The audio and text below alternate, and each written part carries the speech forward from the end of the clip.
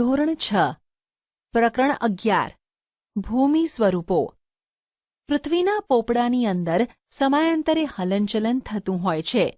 તે જમીનના સ્વરૂપો રચે છે અને બદલે છે. આવો અનુભવ પણ આપણને ભૂકંપના આંચકાઓ દ્વારા તો ક્યાંક જ્વાળામુખી કે સુનામી જેવી ઘટનાઓ દ્વારા થાય છે. આ હલનચલનથી ક્યાંક પર્વત, ઉચ્ચ પ્રદેશ અને ફાટ ખીણની રચના થાય છે. તે ઉપરાંત નદી, હિમનદી, પવન, સમુદ્રના મોજા જોવા કુદરતી બળોના લીધે ધોવાણ અને નિક્ષેપણ ક્રિયા દ્વારા કાંપના મેદાનો, ખીણો અને કોતરોની રચના થાય છે. પૃથ્વી સપાટીનો અમુક ભાગ ચોક્કસ ઊંચાઈ, ઢોળાવ અને આકાર પ્રાપ્ત કરે ત્યારે તેને ભૂમિ સ્વરૂપ કહેવામાં આવે છે. ભૂમિ સ્વરૂપના મુખ્ય પ્રકાર. પ્રદેશની ઊંચાઈ પ્રમાણે જમીન ભાગોને પર્વત, ઉચ્ચ પ્રદેશ, મેદાન વગેરે નામથી ઓળખવામાં આવે છે. 1. પર્વત માઉન્ટેન. સમુદ્ર સપાટીથી લગભગ 900 મીટરથી વધુ ઊંચાઈ ધરાવતા તેમજ ઓછા કે તીવ્ર ઢોળાવ અને સાંકડા શિખરો ધરાવતા વિસ્તારને પર્વત કહે છે. પૃથ્વીના પેટાળમાં ભૂકંપ અને જ્વાળામુખી જેવા કુદરતી ભૌતિક બળોની ક્રિયા, પ્રતિક્રિયા અને આંતરક્રિયાથી પર્વતો બને છે. પર્વતોના ઉદ્ભવ અને વિકાસમાં એકથી વધુ ક્રિયાઓ અને બળોની અસર જોવા મળે છે. તેથી પર્વતો તેના વિવિધ પાસાઓના સંદર્ભમાં એકબીજાથી અલગ જોવા મળે છે. પૃથ્વી સપાટીના આશરે 26% વિસ્તારમાં પર્વતો આવેલા છે. પર્વતોનું વર્ગીકરણ. નિર્માણ ક્રિયાના આધારે પર્વતોને 4 વિભાગમાં વહેંચવામાં આવે છે. 1. ગેડ પર્વત. 2. ખંડ પર્વત. 3. જ્વાળામુખી પર્વત. 4. અવશિષ્ટ પર્વત. 1. ગેડ પર્વત ફોલ્ડ માઉન્ટેન. મોટે ભાગે સમુદ્ર તળિયાના પ્રદેશો કે જળાશયોના તળિયે એકત્ર થયેલા નિક્ષેપમાં બંને બાજુએથી દબાણ આવતા કરચલીઓ કે ગેડ પડે છે. તેના ઉર્ધ્વ વળાંકને આપણે શિખર તરીકે અને અધો વળાંકને ખીણ કે તળેટી સ્વરૂપે જોઈ શકાય છે. એશિયામાં હિમાલય, યુરોપમાં આલ્પ્સ, ઉત્તર અમેરિકામાં રોકીઝ અને દક્ષિણ અમેરિકામાં એન્ડીઝ દુનિયાના મુખ્ય ગેડ પર્વત છે. 2. ખંડ પર્વત બ્લોક માઉન્ટેન. ભૂગર્ભિક બળોને લીધે 2 ભૂમિ સ્તરો પર ખેંચાણ બળ લાગે છે ત્યારે તેમાં તિરાડ કે ફાટ પડે છે. આથી આજુબાજુનો ભાગ બેસી જાય, વચ્ચેનો ભાગ સ્થિર રહે તો તે ખંડ પર્વત અને નીચે બેસી જતા ભાગમાં ફાટ ખીણ રચાય છે. જર્મનીનો હોર્સ્ટ પર્વત તેનું શ્રેષ્ઠ ઉદાહરણ હોવાથી આવા પર્વતને હોર્સ્ટ પર્વત પણ કહેવામાં આવે છે. ભારતમાં આવેલા નીલગિરી, સાતપુડા, વિંધ્યાચલ પર્વત ખંડ પર્વતના ઉદાહરણો છે. 3. જ્વાળામુખી પર્વત વોલ્કેનિક માઉન્ટેન. જ્વાળામુખી ફાટતા પ્રસ્ફોટનથી બહાર ફેંકાતા પદાર્થો શંકુ આકારે જમા થતાં તે જ્વાળામુખી પર્વત બને છે. ઇટાલીનો વિસુવિયસ, ઇક્વિડોરનો કોટોપ્સી, જાપાનનો ફ્યુજીયામા અને ભારતનો બેરન, અંદમાન, પાવાગઢ અને ગિરનાર જ્વાળામુખી પર્વતના ઉદાહરણો છે. 4. અવશિષ્ટ પર્વત રેસિડ્યુઅલ માઉન્ટેન. ઘસારાના કુદરતી બળો સામે ટકી રહેતા શેષ ભાગોમાંથી અવશિષ્ટ પર્વત બને છે. હજારો વર્ષથી પોચા ખડકો ઘસાઈને વહી જાય છે તથા નક્કર ખડકમાંથી બનેલ ભૂમિભાગ ઊંચા ભૂમિખંડ તરીકે ટકી રહે છે. તેને જ અવશિષ્ટ પર્વત કહે છે. ભારતમાં અરવલ્લી, નીલગિરી, પારસનાથ, રાજમહલ તથા પૂર્વ ઘાટ અવશિષ્ટ પર્વતના ઉદાહરણો છે. પર્વતોનું મહત્વ. પર્વતો દેશ કે પ્રદેશની સીમા સરહદ અને કુદરતી દિવાલ સમાન છે અને ઠંડા પવનથી રક્ષણ કરે છે. તો ભેજવાળા પવનો રોકીને વધારે વરસાદ આપે છે. પર્વતો નદીઓના ઉદ્ગમ સ્થાન છે. તેમાંથી નીકળતી નદીઓ દ્વારા ફળદ્રુપ મેદાનોનું નિર્માણ થાય છે.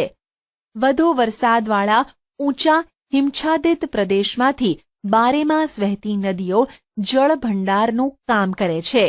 જળ વિદ્યુત ઉત્પન્ન કરવા માટે તે જરૂરી છે. ઉપરાંત પર્વતો જંગલ સંપત્તિ, ખનિજ સંપત્તિ અને પ્રાણી સંપત્તિના ભંડાર છે. પ્રવાસન ઉદ્યોગ, ચલચિત્ર ઉદ્યોગ તથા પર્વતારોહકો માટે પર્વતો આશીર્વાદરૂપ છે. વિશ્વની કુલ વસ્તીના 10મા ભાગની વસ્તી માટે રહેઠાણનું સ્થાન છે. તેનું શ્રેષ્ઠ ઉદાહરણ છે મેક્સિકો અને બગોટા. ઉચ્ચ પ્રદેશ, પ્લાટુ. સમુદ્ર સપાટીથી આશરે 180 મીટરથી વધુ ઊંચાઈ ધરાવતા તથા ટોચ ઉપરથી પ્રમાણમાં પહોળા અને સપાટ ભૂમિ ભાગને ઉચ્ચ પ્રદેશ કહેવામાં આવે છે. પૃથ્વી સપાટીનો 18% ભાગ ઉચ્ચ પ્રદેશો રોકે છે. ઉચ્ચ પ્રદેશોનું વર્ગીકરણ. ભૌગોલિક સ્થાન અને સંરચનાના આધારે ઉચ્ચ પ્રદેશોને 3 ભાગમાં વહેંચી શકાય છે. 1. આંતરપર્વતીય ઉચ્ચ પ્રદેશ. 2. પર્વત પ્રાંતીય ઉચ્ચ પ્રદેશ. 3. ખંડીય ઉચ્ચ પ્રદેશ. 1. આંતરપર્વતીય ઉચ્ચ પ્રદેશ, ઇન્ટરમોન્ટેન પ્લેટો.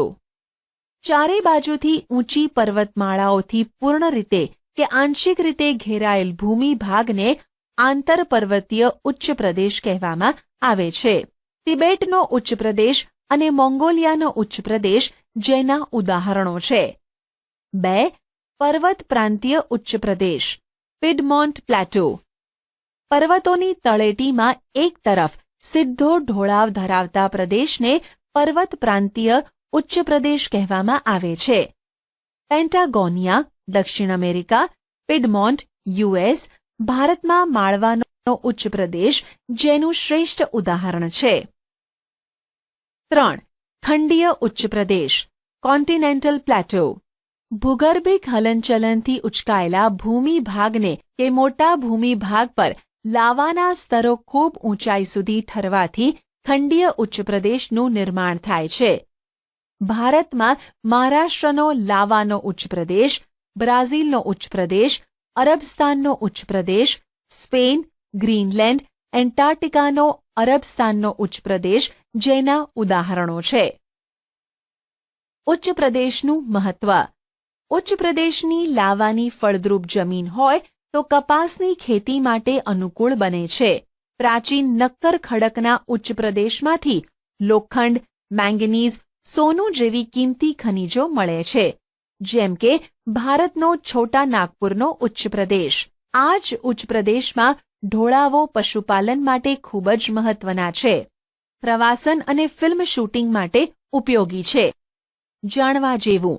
ગુજરાતના સૌરાષ્ટ્ર કલ્પની લગભગ મધ્યમાં ઉચ્ચ પ્રદેશની રચના થયેલી છે. મેદાન.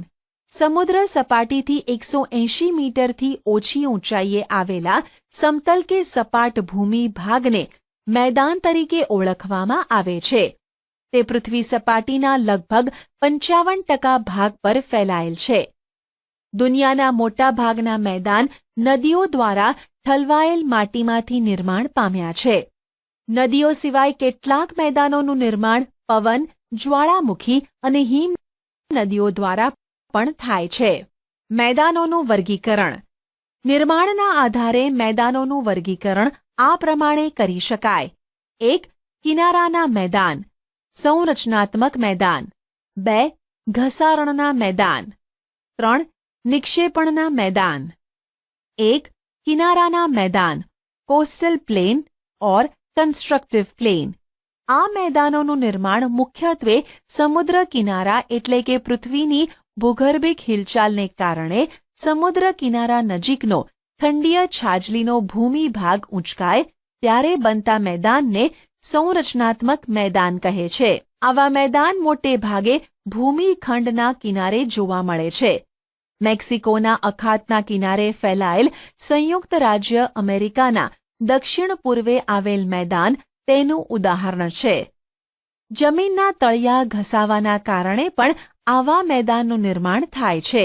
ઓસ્ટ્રેલિયાનું મધ્યનું મેદાન આ પ્રકારે નિર્માણ પામ્યું છે. 2. ઘસારણના મેદાન, ઇરોઝનલ પ્લેન. પૃથ્વીની સપાટી પર સતત ઘસારણની પ્રક્રિયા ચાલતી રહે છે, જેનાથી લાંબે ગાળે પર્વતો તથા ઉચ્ચ પ્રદેશો નદી, પવન અને હિમનદી જેવા પરિબળો દ્વારા ઘસાઈને મેદાન બને છે. આવા મેદાન સંપૂર્ણપણે સપાટ બનતા નથી. નક્કર ખડકોની ટેકરીઓ વચ્ચે વચ્ચે જોવા મળે છે.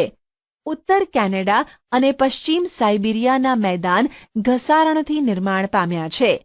ઘસારણ દ્વારા બનેલ મેદાનોને પેની પ્લેન પણ કહે છે. 3. નિક્ષેપણના મેદાન ડિપોઝિશનલ પ્લેન. નદી, હિમનદી, પવન વગેરે પરિબળો દ્વારા પથરાયેલ કાંપના નિક્ષેપણથી સરોવર કે સમુદ્ર જેવા કોતરો ભરાવાથી આવા મેદાનનું નિર્માણ થાય છે. તેથી તેને નદીકૃત કે કાંપના મેદાન પણ કહેવામાં આવે છે. ભારતમાં ગંગા યમુનાના મેદાન, ઉત્તર ચીનમાં હવાંગહોનું મેદાન, ઇટાલીમાં હો નદી દ્વારા બનેલ લોમ્બાર્ડીનું મેદાન કાંપના મેદાનના વિશિષ્ટ દ્રષ્ટાંત છે.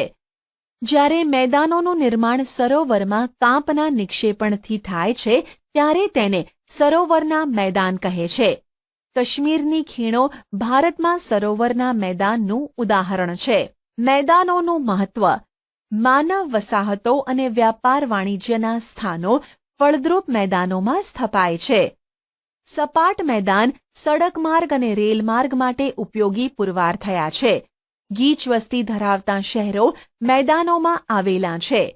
ફળદ્રુપ જમીન ખેત ઉત્પાદન માટે વધુ ઉપયોગી છે. ખેત પેદાશો ઉદ્યોગો માટે કાચો માલ પૂરો પાડે છે. ઉપસાગર. 2. સામાન્ય રીતે મહાસાગરના જળભાગનો આંશિક ભાગ એટલે ઉપસાગર, જે જમીન ફરતે ખુલ્લા વિશાળ સરોવર જેવો આકાર ધારણ કરે છે. ઉપસાગરો વિશાળ અને નાના કદના હોઈ શકે છે. ભારતમાં બંગાળનો ઉપસાગર તેનું શ્રેષ્ઠ ઉદાહરણ છે. અખાત, ગલ્ફ. જ્યારે કોઈ જળ વિસ્તાર 3 બાજુથી ભૂમિથી ઘેરાયેલ હોય તેને અખાત કહેવાય છે. ઉદાહરણ તરીકે ખંભાતનો અખાત અને કચ્છનો અખાત. ભૂશિર, કેપ. ભૂશિર એટલે ભૂમિનો લંબાત્મક છેડો જે જળભાગમાં ફેલાયેલ હોય છે, જેને સમુદ્ર રેખા તરીકેની સંજ્ઞા પણ આપી શકાય. દાખલા તરીકે કન્યાકુમારી, ભારત અને Cape of Good Hope, Africa. ટાપુ, આઇલેન્ડ. જે ભૂમિભાગ ચારે બાજુથી જળ વિસ્તારથી ઘેરાયેલ હોય તેને ટાપુ તરીકે ઓળખવામાં આવે છે. ઉદાહરણ તરીકે લક્ષદ્વીપ, અંદમાન નિકોબાર શંખોદ્વાર, બેટ દ્વારકા, પિરોટન, નરાબેટ, પિરમબેટ, શિયાળ બેટ વગેરે. ખીણ, વેલી. પર્વતોની હારમાળા વચ્ચે આવેલો નીચાણવાળો ભાગ. ગેડ પર્વતો અને ખંડ પર્વતોના નિર્માણ વખતે તથા નદી, હિમનદીના ઘસારણ કાર્યના પરિણામે ખીણોની રચના થાય છે. દાખલા તરીકે કાશ્મીર ખીણ. સામુદ્રધુની, સ્ટ્રેટ. 2 જળ વિસ્તારોને જોડતી સાંકડી જળપટ્ટીને સામુદ્રધુની કહે છે. ઉદાહરણ પાલ્કની સામુદ્રધુની ભારત અને શ્રીલંકા વચ્ચે. સંયોગી ભૂમિ, ઇસ્થમસ. 2 જળ વિસ્તારોને અલગ કરતી સાંકડી ભૂમિપટ્ટીને સંયોગી ભૂમિ કહે છે. ઉદાહરણ પનામા ઉત્તર અને દક્ષિણ અમેરિકા ખંડ વચ્ચે. આશા છે કે તમને આ ઈ લર્નિંગ મોડ્યુલમાં મજા આવી હશે. આભાર.